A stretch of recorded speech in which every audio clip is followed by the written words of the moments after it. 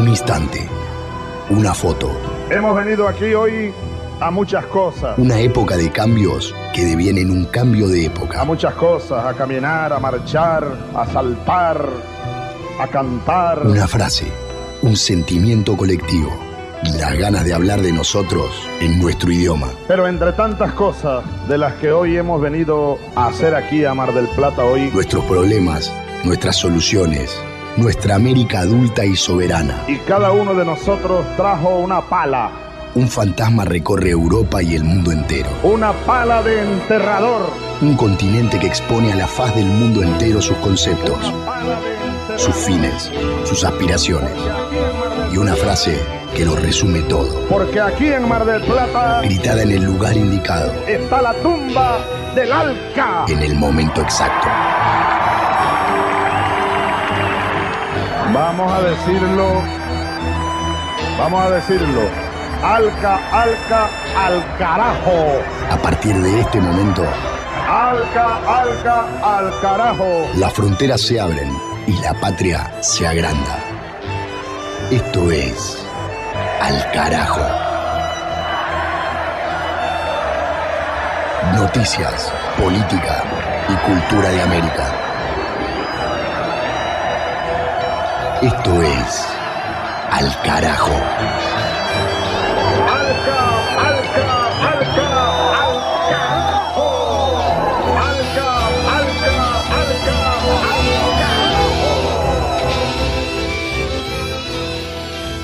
Bienvenidos, bienvenidas al capítulo número 5 de Al Carajo, quinta emisión de este año 2024, temporada número 15 de nuestro ciclo de información política, cultura e identidad de la Patria Grande. Generamos esta señal desde la Radio de las Madres de Plaza de Mayo de Argentina, la compartimos cada una de las emisiones por cerca de 50 radios comunitarias, alternativas, populares, rurales, públicas y universitarias de distintos puntos de la República Argentina, de Bolivia, de Chile, de Uruguay y vía YouTube en nuestro canal Al Carajo Radio para todos los rincones de América Latina y el Caribe y para todos los rincones del mundo, potencialmente con la herramienta de Internet. El equipo, el de siempre, en este año. Mi nombre, Pablo Daniel Ovín, en la conducción y producción periodística, junto con Mavi Sosa en los contenidos culturales, Juan Francisco Martínez Pería en la historia y Palis Carreira Griot con el cine. Además, la presencia en el aire de los compañeros y compañeras colegas de las emisoras comunitarias, campesinas e indígenas de América Central, del Caribe y de las distintas regiones de América del Sur, a través de los cuales ponemos en el aire en voz propia la información desde cada uno de los territorios. Hacia ese desarrollo nos vamos ya mismo, para no perder tiempo y para empezar a llenar de voces y de contrainformación el aire de esta radio que estás escuchando, que nos cede este espacio para poder comunicar toda esta agenda que construimos. Empezamos la recorrida yéndonos para Centroamérica. El primer contacto es desde Panamá y desde allí recorremos durante 60 minutos todo el continente. Del Atlántico a los Andes, del cerro a la cordillera. Al Carajo. Las noticias de América. Escuchamos a Dana Betsy Batista, periodista de Radio Temblor, con información sobre los reclamos de las comunidades originarias panameñas por los incendios forestales devenidos del accionar ilegal de terratenientes, agroindustriales y compañías transnacionales que actúan en los territorios. El Congreso General de Mahé en Veracruz de Panamá denunció una actividad ilegal ocurrida en los últimos días en la Reserva Hidrológica de Mahé, territorio tradicional de los Mahé en Veracruz. En la misma se dieron quemas de más de 5 hectáreas de bosques antiguos y granjas comunitarias por parte del señor Rodolfo Sánchez, además de invasiones territoriales, deforestación y agotamiento del acuífero de Mahé por parte del mencionado ciudadano junto a Horacio Gaitán y otros colonos invasores. Los lugares de deforestación señalados fueron geolocalizados, incluidas pruebas fotográficas y de video de las incursiones, de las que se han destruido más del 45% de los bosques de este territorio. Señalan de igual manera que la comunidad indígena está perdiendo el acceso a los alimentos, agua, materiales para el refugio, y los incendios están llegando aún más cerca de la comunidad. Escuchemos declaraciones de Lázaro Mecha, representante indígena en Berá. Sí, primeramente quiero anunciar sobre el tema de la deforestación 2024. Principalmente queremos hacer un llamado al Ministerio de Ambiente, Concesión Mercedes, sobre este tema. Uno de lo que nosotros como autoridades dentro de nuestros territorios de Majé en Benadrúa hemos una cierta denuncia presentada en la regional de Che, pero la misma no hemos tenido resultados. Señor ministro, queremos acción directamente para controlar el tema de la deforestación. Sobre todo en esta parte de Majé, como área de protección, área de territorios indígenas. Desde mi espalda existe una serie de devastaciones, potabilizaciones hace muchísimos años. El 45% de bosque nativo ha sido totalmente desaparecido. Nosotros los líderes somos muy amenazados por parte de los invasores colonos y nos trae pues, en este momento a hacerle una entrevista y hacer un pronunciamiento sobre de esta manera, porque nosotros como líderes tenemos que tratar de tener una seguridad, porque no contamos con una seguridad nacional de nuestras áreas. Por eso a veces confrontamos con mucho riesgo y peligro sobre estar en un área y hacer esta entrevista. ¿Qué queremos decir con esto? Hacer un llamado a la Autoridad Nacional de Ambiente, el Ministro de Gobierno, el Ministro de Seguridad, tomar medidas. Exigen la actuación inmediata del Ministro de Medio Ambiente, ingeniero Milciades Concepción, para que tome medidas contra los responsables de este delito medioambiental y a su vez hacen un llamado a la institución para unir esfuerzos con el fin de proteger la biodiversidad en el área. Desde Panamá, soy Dana Betsy Batista Guevara, Radio Temblor Internacional. Al carajo. Una crónica de la región. Desde Panamá bajamos por el mapa hasta Uruguay, donde organizaciones medioambientales están denunciando al gobierno de Luis Lacalle Pou por la concesión para la construcción de una autovía que amenaza un circuito de lagos naturales muy importante para el país sudamericano. El informe es del cronista Mateo Grille, vía Aler Contacto Sur. La Laguna del Cisne es el mayor sistema de lagos naturales del departamento de Canelones, con una extensión de 50 kilómetros cuadrados. Se ubica a 30 kilómetros de Montevideo y abastece de agua potable a más de 150.000 personas. Una iniciativa privada para construir una autopista que atraviesa esta zona alertó a los vecinos. Nos enteramos que va a pasar una autopista muy cerca de esta laguna que está acá, preciosa, que no solamente es bonita, es un ambiente que hay que proteger, sino que además es fuente de agua potable para alrededor de 150.000 personas en toda la Costa de Oro. Y este proyecto atenta contra esa fuente de agua potable y contra esta zona que hay que cuidarla. Académicos sostienen que una obra como la prevista cortará los arroyos que alimentan la laguna. Esta autopista pasaría por el humedal y cortando los arroyos que alimentan la laguna. Bueno, el humedal o el bañado, como llamamos nosotros, es fundamental para mantener el agua de la laguna, porque los bañados son lugares donde afloran napas subsuperficiales que alimentan a las lagunas, ¿no? Organizaciones sociales y vecinos rechazan este proyecto y enumeran las posibles afectaciones al ecosistema. Va a modificar la escorrentía de las aguas, del agua, cómo escurre, cómo alimenta a la laguna. Modifica también los corredores biológicos de la fauna. Diversidad de especies circulan libremente y cuando aparece una autopista es un corte en la fauna. Entonces ambientalmente es nocivo. Nosotros hemos pedido por el acceso a la información pública, hemos pedido informes al Ministerio de Ambiente y al Ministerio de Transporte, que no hemos tenido respuestas. Han pedido prórrogas para estudiar, para analizar qué respuesta nos van a dar. La autopista promovida por el gobierno uruguayo abarcaría alrededor de 35 kilómetros y de concretarse afectaría la flora y la fauna de la zona. Los vecinos, nucleados en la organización Guardianes de las Cuencas, sostienen que la idea solo beneficiará a inversores y megacapitales privados en detrimento del resto de la población. Mateo Grille, Montevideo, Uruguay. Al carajo. Una mirada al sur desde el sur.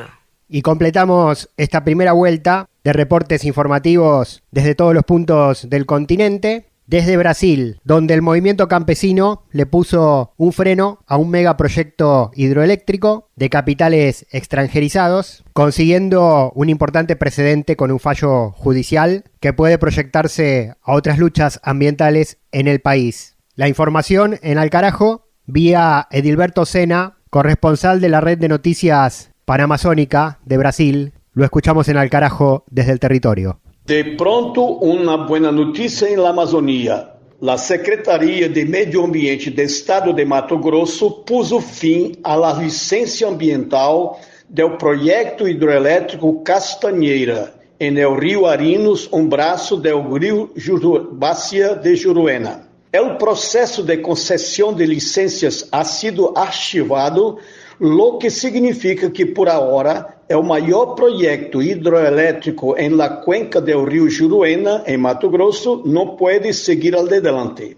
Felicidade, pero sem descansar, pois a luta deve continuar para sacar o projeto do Plano de Expansão Energética em la Amazônia. Cada central hidroelétrica, de uma forma ou de outra, dana o rio e o bosque circundante e perjudica a los residentes de alrededores. O projeto Tabajara, em estado de Rondônia, é outro desastre socioambiental ao que han resistido os lutadores sociais e seus aliados. Os governos federal e estadual devem tomar em sério a luta para proteger o meio ambiente. A suspensão do projeto Castanheira se debió a la firme e audaz resistência de los lutadores sociais de la Amazônia. Não justifica servir a los empresários do sur, destruir o bem-estar de los pueblos tradicionais e, ao mesmo tempo, realizar a Conferência Climática COP30 em la Amazônia. Edilberto Sena, da Rede de Notícias da Amazônia, Rede Panamazônica. De norte a sur, de este a oeste. Al Carajo. Un viaje por el continente. Ahora las letras de La Patria Grande.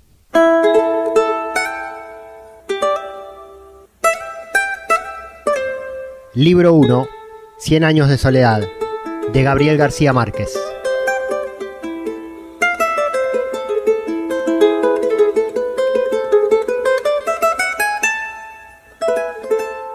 José Arcadio Buendía, que era el hombre más emprendedor que se vería jamás en la aldea, había dispuesto de tal modo la posición de las casas que desde todas podía llegarse al río y abastecerse de agua con igual esfuerzo, y trazó las calles con tan buen sentido que ninguna casa recibía más sol que otra a la hora del calor. En pocos años, Macondo fue una aldea muy ordenada y laboriosa, que cualquiera de las conocidas ante entonces por 300 habitantes. Era en verdad una aldea feliz, donde nadie era mayor de 30 años y donde nadie había muerto. Desde los tiempos de la fundación, José Arcadio Buendía construyó trampas y jaulas. En poco tiempo llenó de turpiales, canarios, azulejos y petirrojos no solo la propia casa, sino todas las de la aldea. El concierto de tantos pájaros distintos llegó a ser tan aturdidor que Úrsula se tapó los oídos con cera de abejas para no perder el sentido de la realidad. La primera vez que llegó la tribu de Melquíades vendiendo bolas de vidrio para el dolor de cabeza, todo el mundo se sorprendió de que hubieran podido encontrar aquella aldea perdida en el sopor de la ciénaga, y los gitanos confesaron que se habían orientado por el canto de los pájaros.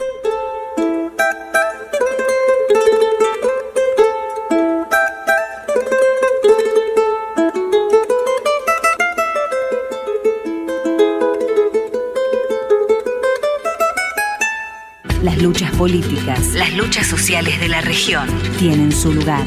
Al Carajo.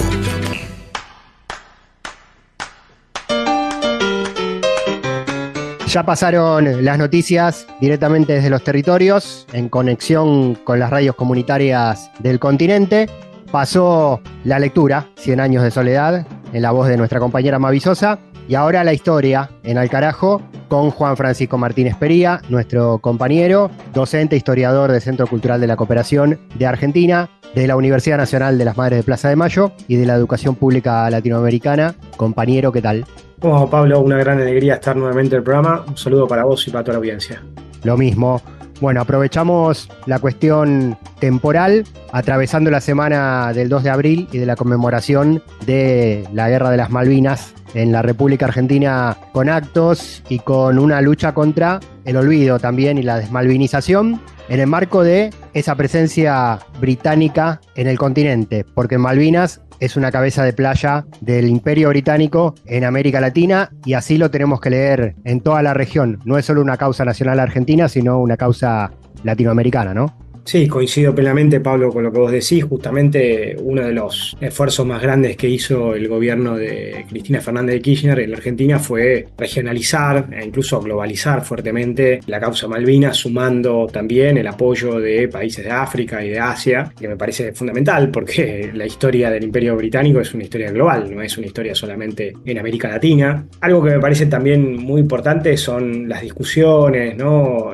Diferenciar claramente la política que históricamente han tenido los gobiernos nacional populares y, vamos a decirlo claramente, gobiernos peronistas frente a la causa Malvinas, que ha sido de una posición férrea en general, sacando obviamente el gobierno traidor de Carlos Saúl Menem, que tuvo muy poco de peronista, y cómo los gobiernos de tinte neoliberal o de derecha siempre han sido entreguistas, ¿no? Entreguistas muy mal disimulados. Recordemos el gobierno de Macri, que llevó adelante todo un acuerdo, el acuerdo Forlanori-Duncan, que beneficiaba claramente a Inglaterra, y también discursivamente sectores que están actualmente en el gobierno, que también tienen una política fuertemente entreguista y neocolonial, pero también sectores que apoyan a posiciones liberal conservadoras, posiciones neoliberales o posiciones mal disimuladas de progresistas que están, digamos, en la misma línea, que es sobre todo esta idea de que se haga una consulta, que sean los kelpers que decidan, ¿no? Respetarle su derecho a autogobernarse si es que así lo desean. Estoy pensando en muchos intelectuales o periodistas que van por esa línea, ¿no? Y me parece que es clave porque esa línea es una línea que parece ser discursivamente crítica del colonialismo y darle de alguna manera entidad al derecho de la soberanía, ¿no? de los kelpers, y es absolutamente falso, ¿no? Porque en realidad esos kelpers han sido colonos puestos por Inglaterra y en definitiva Malvinas es una base fundamentalmente militar. Hay que recordar siempre que es la base militar más importante en el Atlántico Sur, con una potencia muy fuerte, ¿no? Con submarino nuclear, etcétera, etcétera. Entonces es realmente un chiste decir que sean ellos los que elijan que van a elegir. Más vale. Muchas de las veces cuando uno escucha a este tipo de intelectuales o defensores de esta posición, ¿no? Hay una cosa muy naif, muy ingenua, o se lo presento de una manera muy naif, muy ingenua, como si Inglaterra no fuera un imperio, como si esto no hubiera surgido de una clara agresión colonial y como si Inglaterra no tuviera esto como parte de una historia más amplia de imperialismo y colonialismo, ¿no? Entonces, realmente estas discusiones son discusiones que se presentan discursivamente de forma más o menos atractiva, diciendo, no, bueno, respetemos lo que quieren los habitantes de la isla, pero me parece que es una forma mal disimulada de querer tener una posición entreguista y neocolonial. Sí, totalmente. Bueno, y en la región tampoco, ¿no? Se entiende esta postura o esta mirada de Gran Bretaña como una potencia extracontinental que tiene presencia militar. No sé, el gobierno neoliberal de la calle Pou en Uruguay permitió que un vuelo inglés lleve al canciller Cameron a las islas directamente, violentando la propia postura histórica de Uruguay de votar con Argentina en favor del reconocimiento del derecho del país a negociar con Gran Bretaña la cuestión soberanía.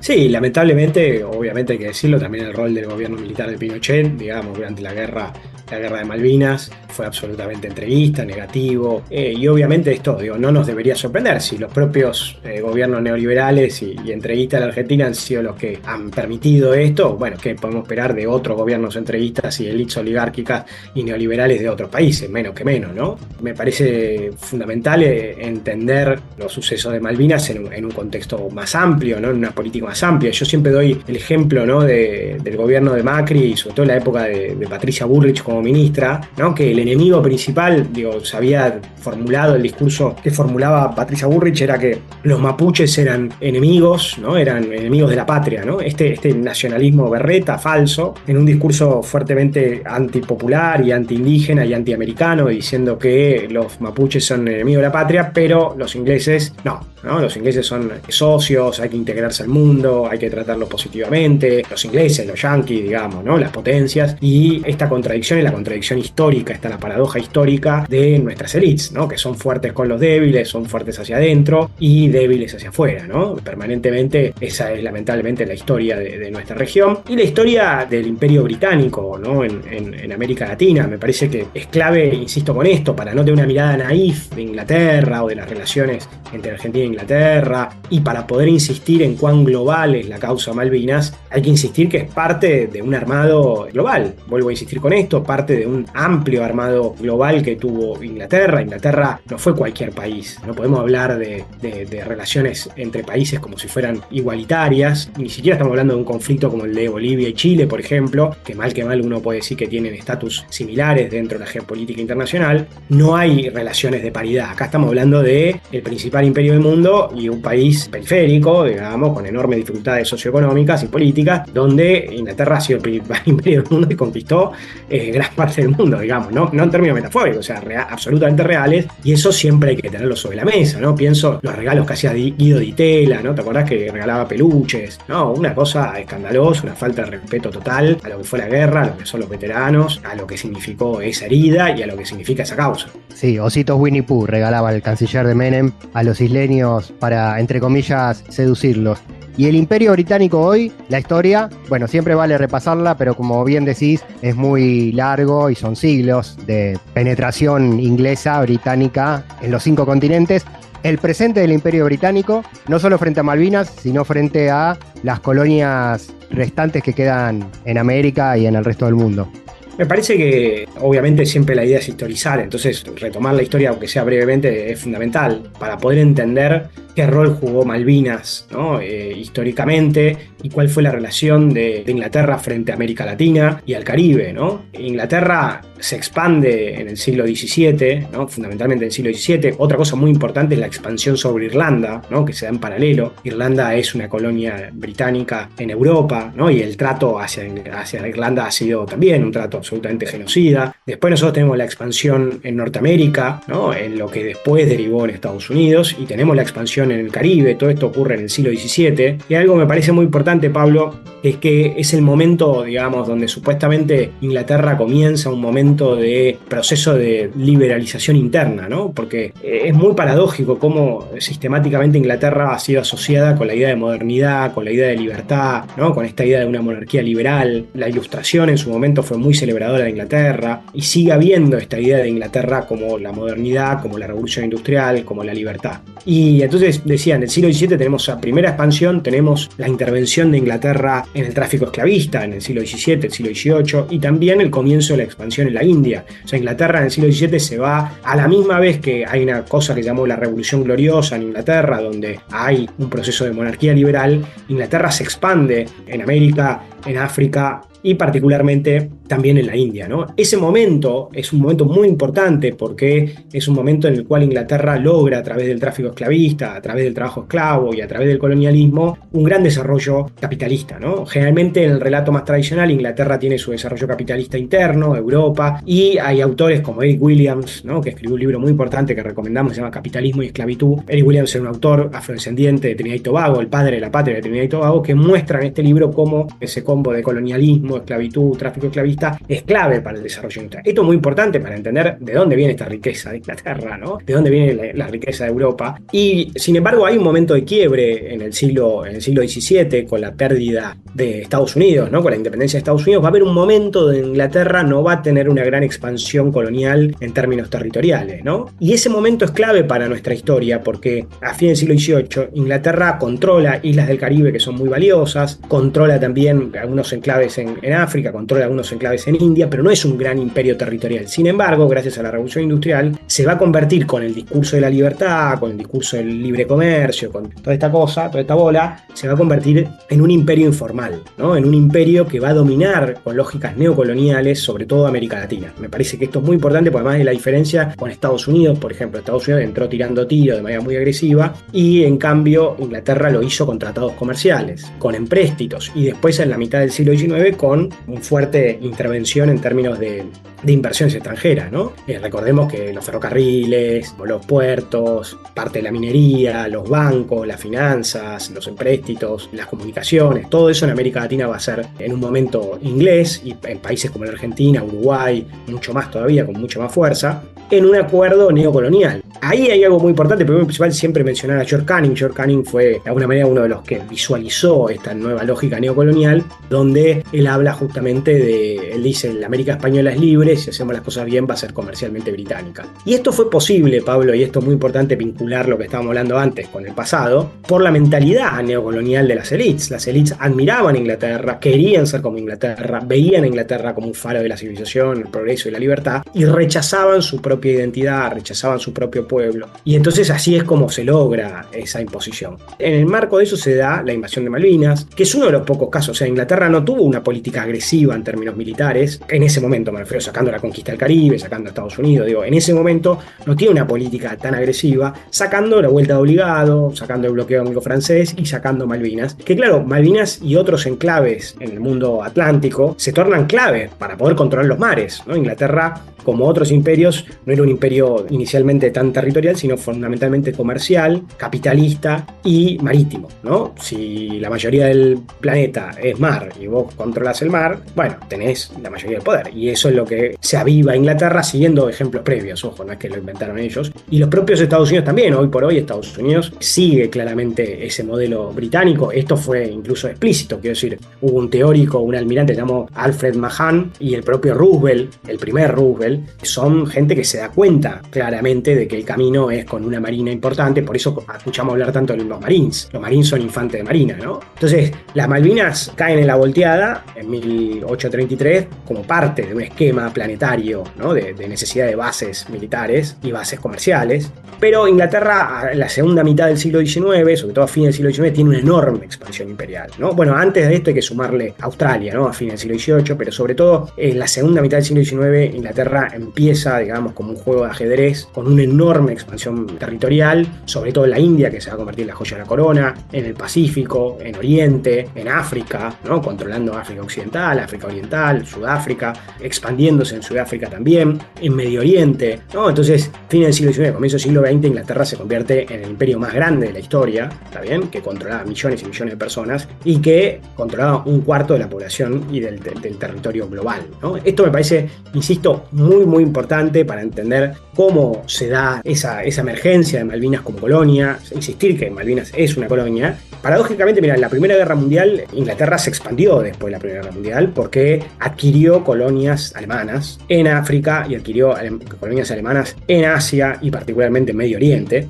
Y recién fue en la Segunda Guerra Mundial, que la Primera y la Segunda Guerra Mundial fueron guerras interimperialistas. Eso es muy importante decirlo, no fueron guerras por la libertad, por la democracia. Toda esta imagen, ¿no? de Inglaterra, esta celebración de Churchill y todo esto como Inglaterra y Francia defensora de la libertad frente a los nazis y Estados Unidos frente a los nazis es por supuesto un divague total. Esto no quiere decir que los nazis no eran horrorosos, por supuesto que lo eran, pero los otros también lo eran, ¿no? Los otros históricamente habían generado genocidios terribles, su sistema se había basado en la esclavitud, en el colonialismo, en el racismo, o sea, solo que claro, para el público de la comunidad internacional, los nazis eran horribles porque estaban haciendo lo que ellos habían hecho en África, en Asia, y a nadie le importaba, los nazis se lo estaban haciendo en una población blanca en Europa. Ahora, la Segunda Guerra Mundial va a desarticular, va a poner en tensión, los imperios van a salir debilitados, e Inglaterra va a hacer mucho esfuerzo porque no sea así, digamos, también hay una idea, ¿no? de Pablo de, bueno, Inglaterra como una potencia descolonizadora, como una potencia que no fue violenta,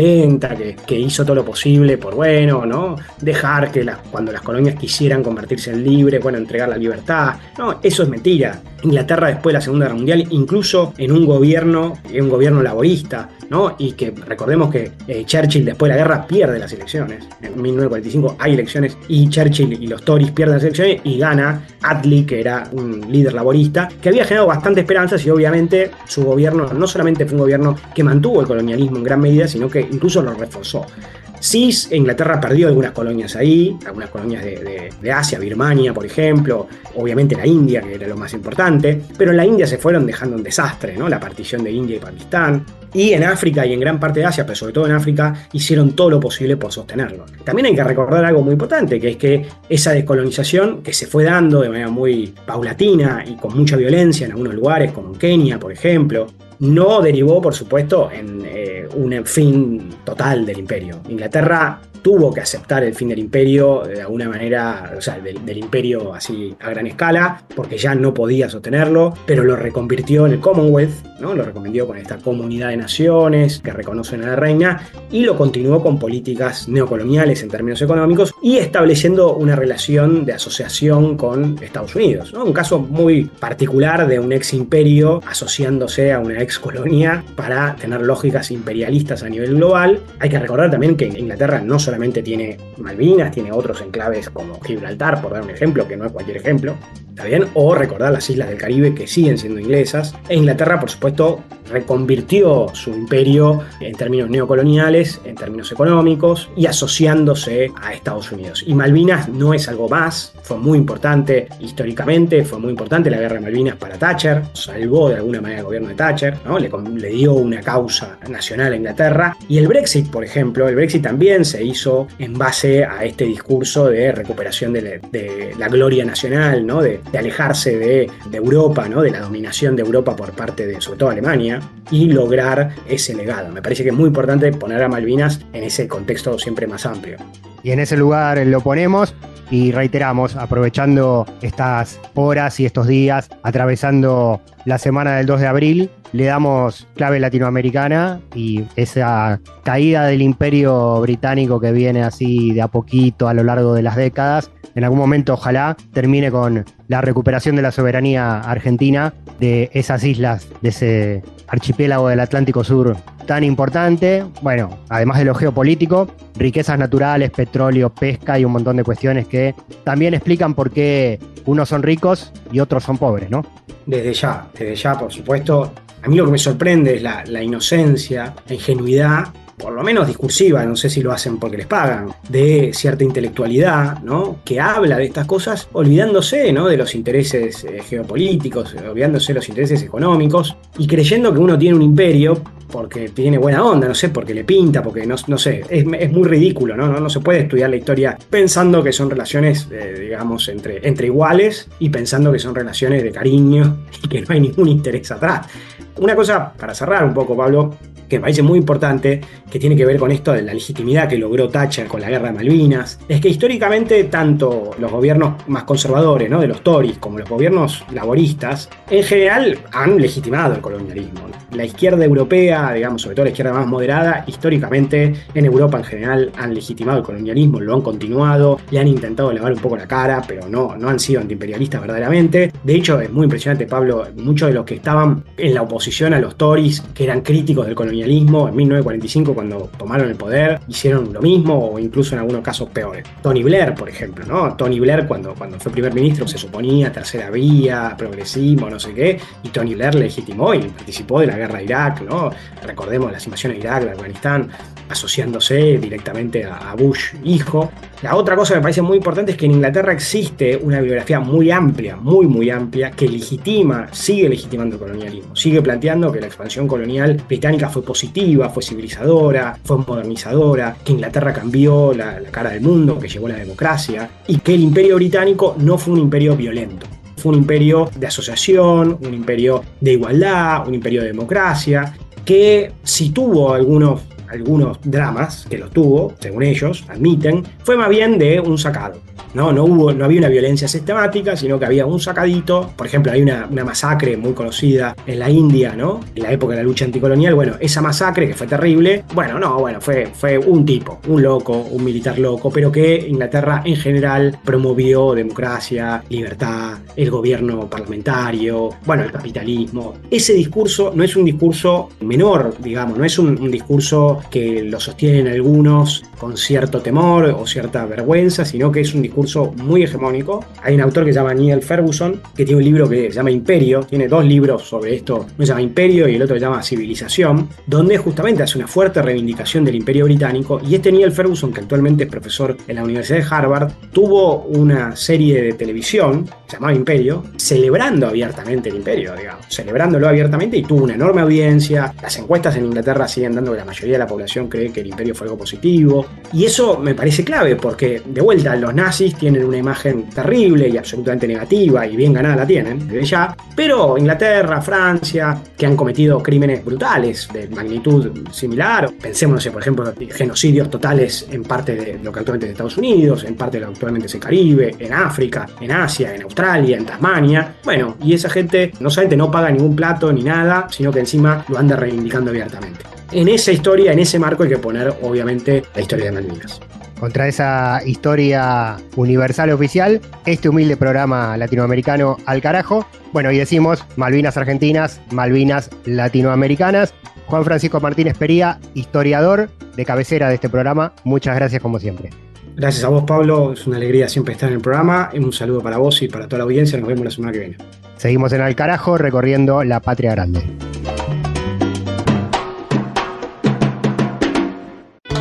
Al carajo. Al carajo. Identidad, música y cultura de América Rebelde.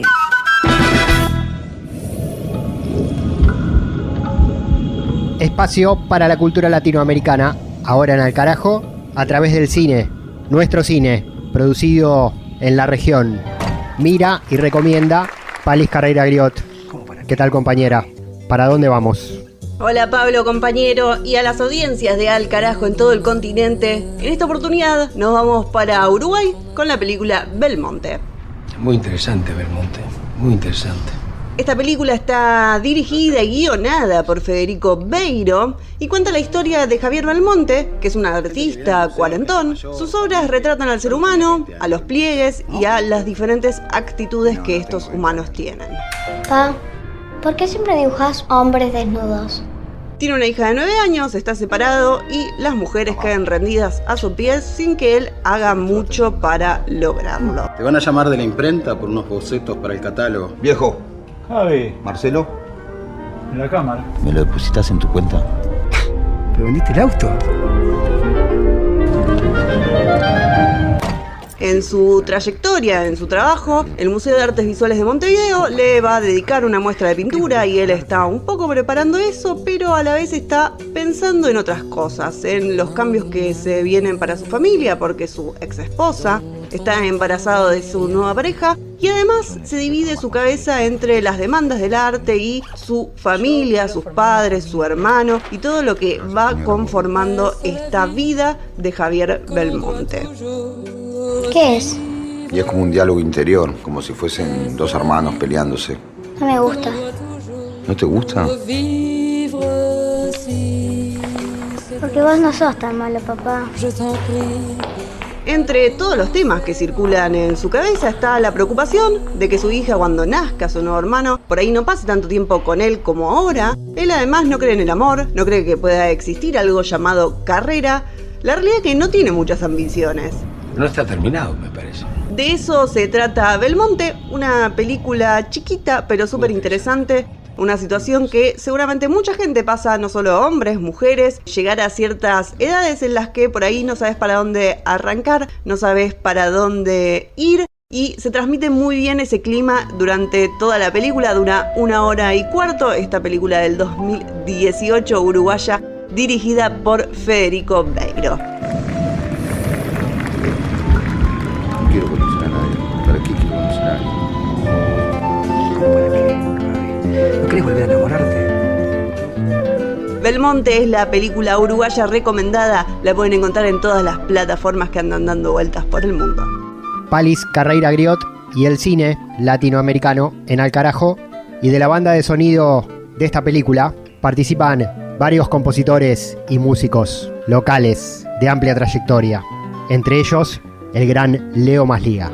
Soy un juntapuchos, junto a los puchos que tira la gente que fuma y que no quiere más. Soy un juntapuchos y también junto el humo de lo que la gente ya se fumó. junto porquerías, junto porquerías, junto porquerías, junto porquerías. Soy un juntapuchos. Junto palabras después que la gente fumando se las conversó. Y rompiendo filtros voy rescatando aquella cosa que la gente no se fumó. Pero allá quedaron sin esfumarse como esa que sí se fumaron y que yo también voy juntando junto a las demás. Soy un juntapuchos, pero lo soy desde un punto de vista por suerte solo intelectual. Soy un juntapuchos en un sentido figurado, no me ensucio manos ni pies. Solo el pensamiento, solo el pensamiento, solo el pensamiento, solo el pensamiento, junto lo que sobra. Después que alguien pensó sobre algo que luego tal vez olvidó. Soy un juntapuchos, me fumo las neuronas que murieron y no pueden pensar. Junto las ideas que se quedaron calladas por falta de voz, de palabras o por la censura de quien las pensó.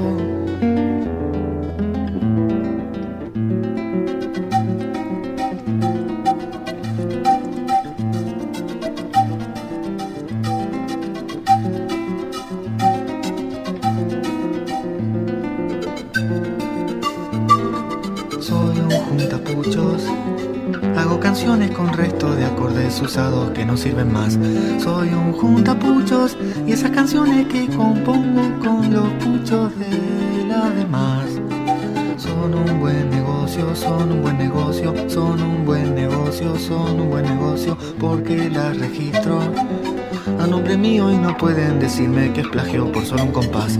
Soy un juntapuchos y a quien se fume este canto yo le pido que, por favor, si no le molesta, me guarde el pucho y así puede ser que mañana juntando algún otro resulte una nueva canción.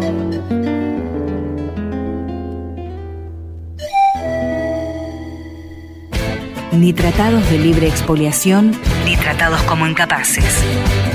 Al carajo.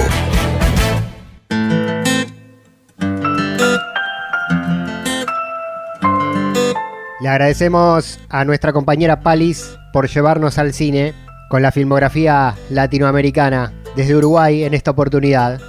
Volvemos ahora en Al carajo a la política con un acto de masas muy importante que se junta con la religión.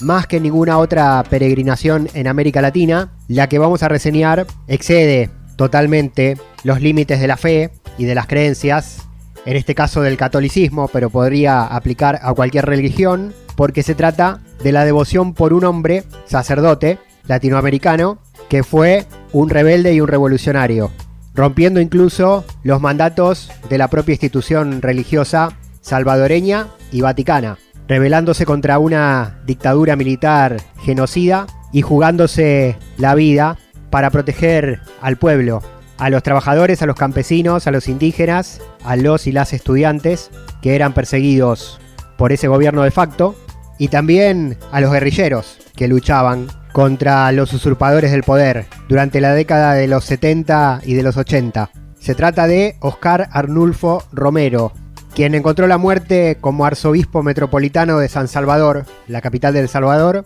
mientras pronunciaba un discurso, una homilía católica, exigiéndole a los militares que paren con la represión. Yo quisiera hacer un llamamiento de manera especial a los hombres del ejército y en concreto a las bases de la Guardia Nacional, de la policía, de los cuarteles.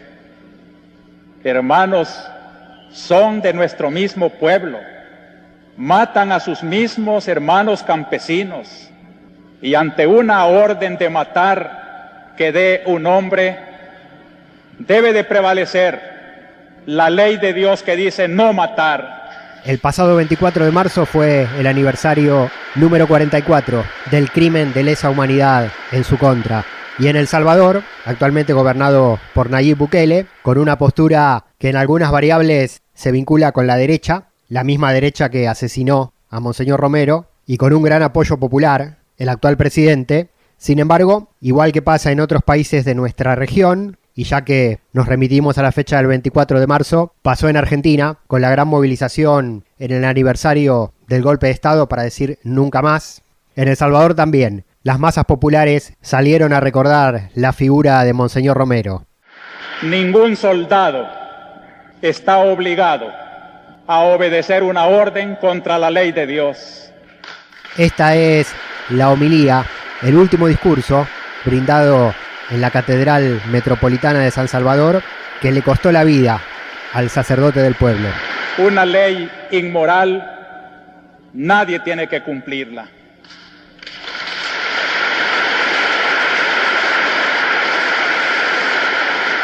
Ya es tiempo de que recuperen su conciencia y que obedezcan antes a su conciencia que a la orden del pecado.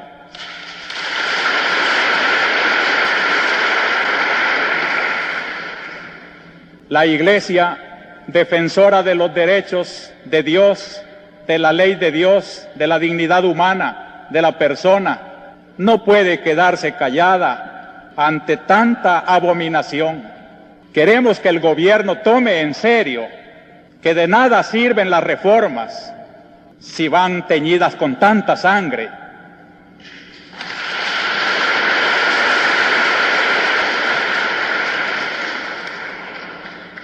En nombre de Dios, pues, y en nombre de este sufrido pueblo, cuyos lamentos suben hasta el cielo cada día más tumultuosos, les suplico, les ruego, les ordeno en nombre de Dios, cese la represión. Y esas fueron sus últimas palabras, 24 de marzo de 1980, porque tras ese discurso entró a la iglesia un grupo de tareas del ejército salvadoreño y lo acribilló. Por eso Monseñor Romero es más que un sacerdote y que un santo para el pueblo católico centroamericano. Es además un referente político y un emblema de los derechos humanos, también para los no creyentes, ateos, agnósticos, musulmanes, judíos o de cualquier credo en América Latina. Nos identificamos en las palabras de Monseñor Romero, San Romero de América. Precisamente el decir la verdad le costó la vida, convirtiéndose en un mártir del pueblo. Eso es lo que estamos reviviendo hoy por hoy en El Salvador, y estamos como COFAPE siendo la voz de los sin voces, obviamente porque existe mucho miedo en las comunidades, la represión en aquel momento, obviamente en una dictadura militar, hoy por hoy en un levantamiento militar. Sabemos de que esa dictadura, esa represión nuevamente lo sufren las comunidades. Obviamente la justicia siempre llega, como decía Monseñor Romero, a los pies descalzos, y es eso lo que nos representa, esa verdad que él representa. Y también el hecho que como COFAPES estamos precisamente en aquel levantamiento cuando existieron presos políticos y hoy nuevamente lo estamos reviviendo. Incluso con un contexto más complicado que antes. Antes había visitas familiares, ahora ni eso, el desconocimiento total y la falta de comunicación. Esa lucha de Monseñor Romero hace identificarnos para seguir nosotros, los jóvenes, los diferentes movimientos sociales, ese levantamiento que debe de existir. Lastimosamente tuvo que haber un mártir para que en aquel tiempo se levantara y se diera una lucha. Hoy por hoy necesitamos de estas palabras, obviamente, para seguir. Ivania, si Monseñor Romero estuviera vivo, ¿qué crees que diría con la situación actual que se vive en el país? Sin duda alguna, Monseñor representa la verdad. Y a pesar de esa, intimidación que puede existir del Estado salvadoreño, Monseñor Romero en este tiempo estaría levantando la voz por los más necesitados. Obviamente vemos un contexto de persecución política de Rubén Zamora. Ese juego no hace una credibilidad en la administración de justicia. Un momento hay detención, otro momento no hay detención, como que no se hubiese podido comprobar los extremos, que claro que sí los hay, pero ese cambio de criterio en la administración de justicia deja mucho que desear. En ese sentido, pues obviamente se ve que es un caso fabricado, que es una manera de dañar su imagen, que es una manera de querer cerrar las voces críticas que existen en este país. Entonces, prácticamente lo que nosotros podemos demostrar es que Monseñor Romero es otro incluido en la persecución política y que obviamente debe de prevalecer su inocencia y la verdad. Testimonios tomados por las radios comunitarias de El Salvador durante la procesión religiosa / marcha política a 44 años del asesinato de Monseñor Arnulfo Romero, con la presencia de organizaciones sociales y movimientos de base de El Salvador que atraviesan un momento difícil bajo el estado de excepción del gobierno de Nayib Bukele, y en la conmemoración de la figura de Monseñor Romero, víctima de la dictadura, se cruza el presente represivo que denuncian estos espacios sociales, vinculando aquel pasado bajo el gobierno militar con este presente bajo el gobierno democrático, término al que le ponen comillas de Bukele. Nosotras retomamos la palabra de Monseñor Romero como una reflexión profunda sobre las causas que llevaron en aquel momento al conflicto armado interno en nuestro país y ahora sobre las situaciones que estamos viviendo. Las organizaciones sociales vemos a Monseñor Romero como un referente del pueblo, y que desde antes de ser canonizado y vuelto santo, el pueblo lo había retomado como el santo de América, ¿verdad? Por justamente esa identificación con las causas justas. ¿Cómo se encuentra la situación actual del país? Bueno, ya lo hemos mencionado en repetidas ocasiones, estamos en un momento crítico, hemos vuelto a más de 40 años sobre los temas de derechos, garantía de derechos humanos, desmontaje democrático. Estamos también bajo un contexto en donde cada día se va agudizando las condiciones económicas, materiales del pueblo, y es precisamente por todos estos elementos que estamos seguros que Monseñor Romero sería el primero en levantar la voz y poder señalar todos estos retrocesos impulsados por el actual gobierno. Acciones a 44 años del asesinato de Monseñor Arnulfo Romero. Las marchas todos los años son grandes y juntan fe y política, y en este 2024 también. Las calles de San Salvador repletas, y en Alcarajo escuchamos la palabra de este pueblo que no olvida a su referente y que sigue pidiendo memoria y justicia. De norte a sur, de este a oeste. Alcarajo. Un viaje por el continente. Libro 2 y últimas líneas para este capítulo 5 del 2024, temporada número 15 de Alcarajo.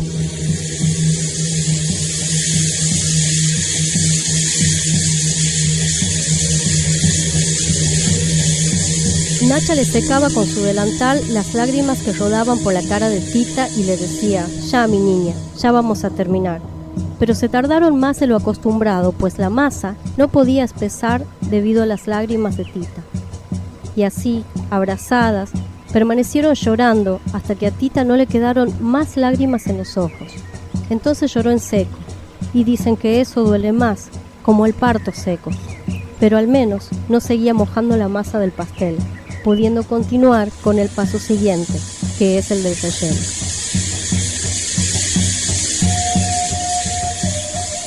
Relleno: 150 gramos de pasta de chabacano, 150 gramos de azúcar granulada. Manera de hacerse: se ponen los chabacanos al fuego con muy poca agua, se dejan hervir y se pasan por un sedazo o tamiz. Si no se tiene, se puede usar una vulgar coladera. Se pone esta pasta en una cacerola, se le agrega el azúcar y se pone al fuego sin dejar de moverla hasta que toma punto de mermelada. Se retira del fuego y se deja enfriar un poco antes de ponerla en la parte del medio del pastel, que por supuesto se ha partido con anterioridad.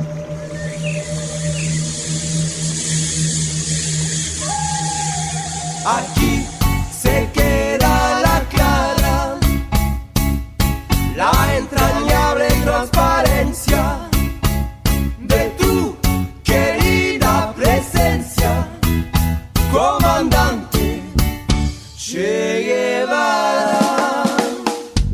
Y lo cerramos, como siempre, con literatura. Nuestro viaje cotidiano por América Latina, con política, noticias, información y también cultura. Leyó Vizosa, Pasaje de Como Agua para Chocolate, de la mexicana Laura Esquivel, una de las novelas que nos acompaña y que rescatamos de nuestra biblioteca latinoamericanista para esta temporada número 15. Antes, en la primera parte de este capítulo, apareció el clásico 100 años de soledad de Gabriel García Márquez. En la parte cultural, además de las letras, apareció nuestro cine, el cine de nuestro continente, de la mano de Palis Carreira Griot. Tuvimos historia con Juan Francisco Martínez Pería, quien es parte del Centro Cultural de la Cooperación de Argentina y de la Universidad Nacional de las Madres de Plaza de Mayo. Tuvimos también voces de los compañeros y compañeras de las radios comunitarias de América Latina y el Caribe, con la información directamente desde los territorios, y como siempre, la búsqueda de la construcción de una agenda contrainformativa, contrahegemónica, tratando de visibilizar lo que pasa en la región, siempre oculto o tergiversado por los grandes medios de información multinacionales. Mi nombre, Pablo Daniel Ovín, en la conducción y en la producción periodística como siempre. Este que terminamos acá fue el capítulo número 5 de este año 2024, 15ª temporada.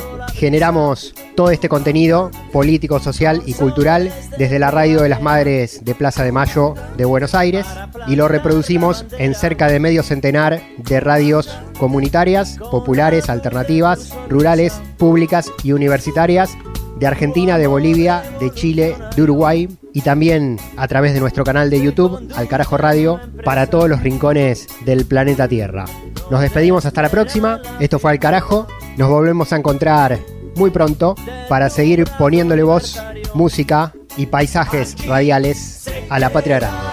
Gracias por la escucha y hasta la próxima. La entrañable transparencia.